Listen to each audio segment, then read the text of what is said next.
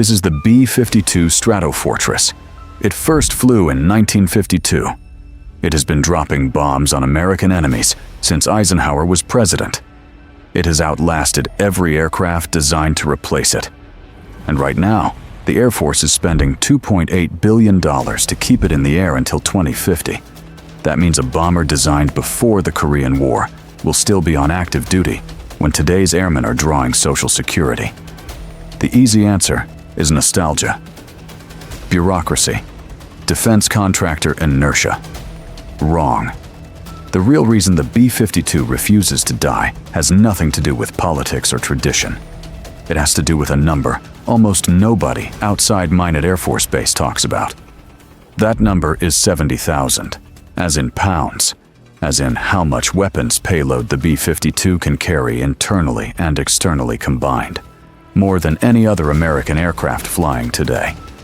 The B-21 Raider is newer, stealthier, and costs $700 million per airframe, carries less than half that load.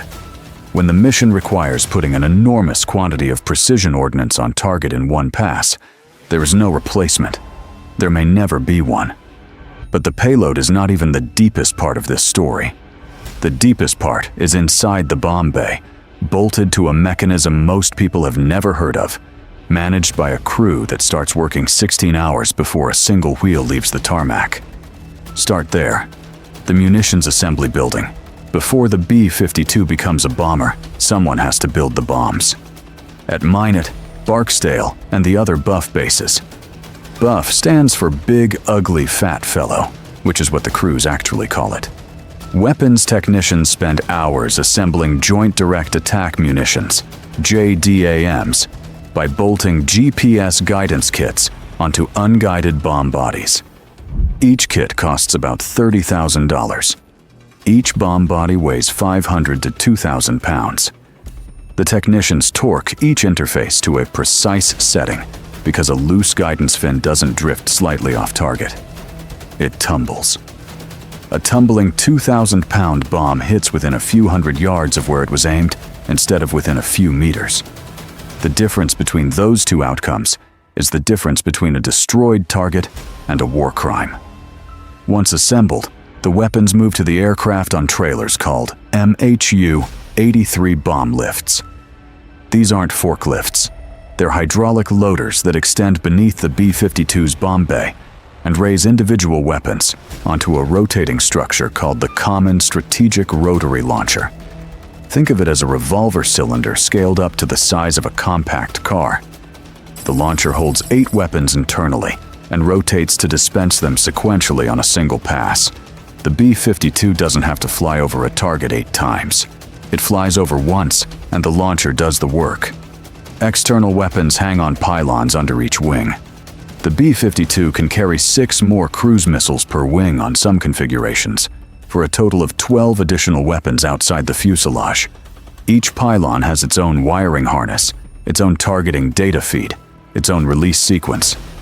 Load the wrong weapon station incorrectly, and the aircraft's center of gravity shifts mid-flight. The B-52 is 159 feet long and weighs up to 488,000 pounds at max takeoff weight. Moving the load 4 feet in any direction changes how that weight distributes across the wings.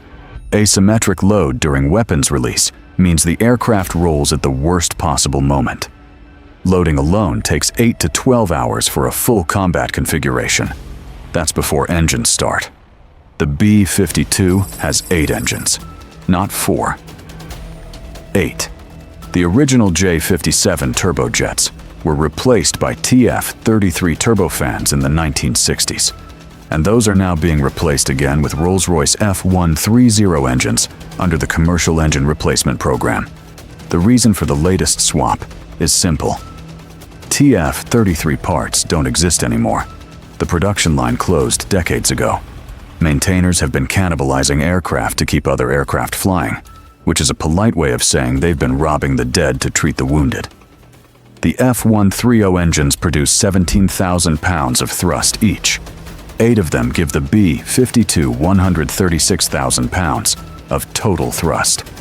On a maximum weight takeoff, That gives you a thrust-to-weight ratio just barely above 1:3.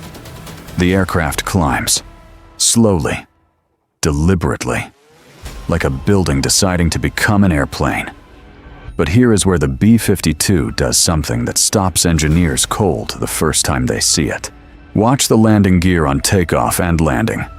The main gear trucks, there are 4 of them, each with 4 wheels, are not fixed fore to aft like a normal aircraft. They rotate. The entire main gear assembly can pivot up to 20 degrees left or right of the aircraft center line. This means the B-52 can land completely sideways, not drifting. Sideways. The nose points into a 30-degree crosswind, while the gear tracks straight down the runway. The aircraft crabs like a crab, landing gear aligned with the asphalt, fuselage angled into the wind, touching down clean, while a normal aircraft would cartwheel off the side of the runway. This feature has saved B-52s and their crews in conditions that would have grounded anything else. It also illustrates the core engineering philosophy baked into every system on this aircraft. The B-52 was not designed to be elegant. It was designed to survive. Consider the wing. The B-52's wing spans 185 feet. At max gross weight on a hot day, that wing flexes. The wingtips droop several feet below the natural rest position when the aircraft is heavy and on the ground. During a high G maneuver, they can flex upward by a similar amount. This is not a defect. It is a feature. A rigid wing that thick under that load would crack. The flex distributes stress across the entire span instead of concentrating it at specific frames. Stress kills aluminum. Flex extends life.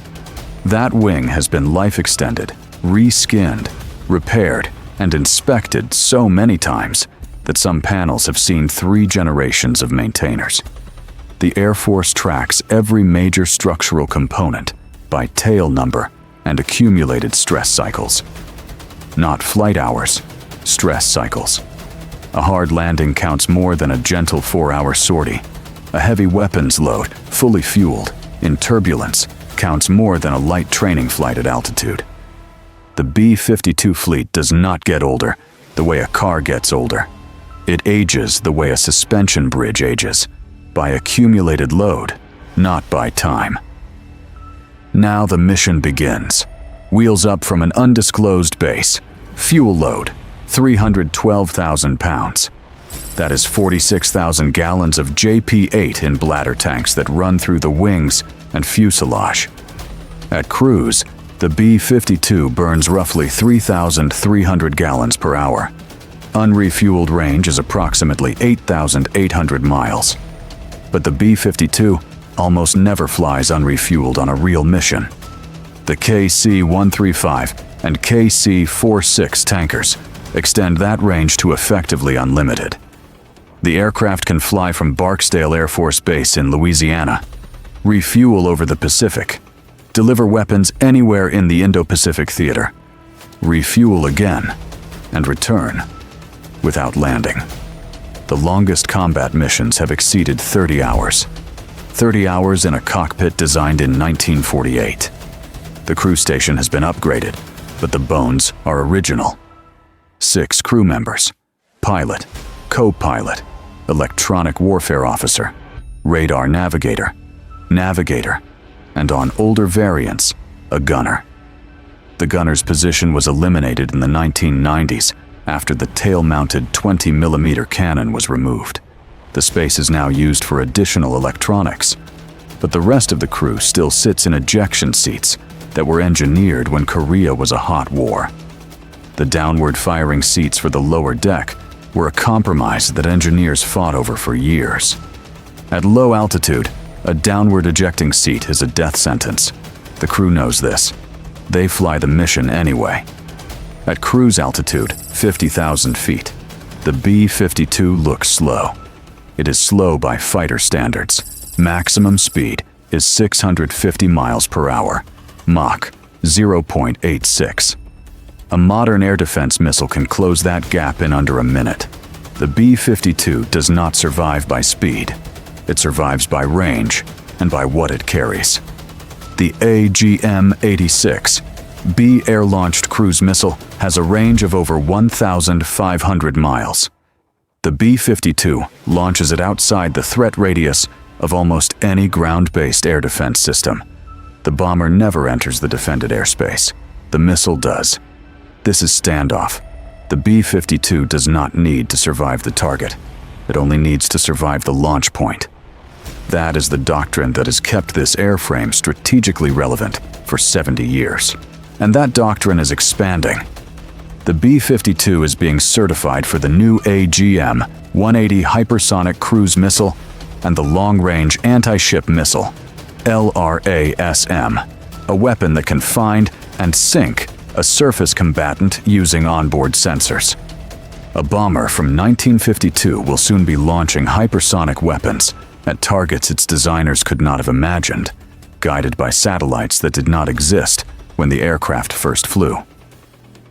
This is not nostalgia. This is the most cost-efficient weapons platform in the Air Force inventory. The B-52 costs roughly $70,000 per flight hour. The B-2 Spirit costs over $130,000. The B-21 will cost more. For missions that do not require penetrating heavily defended airspace, and most missions do not, the B-52 does the job at half the price with twice the payload.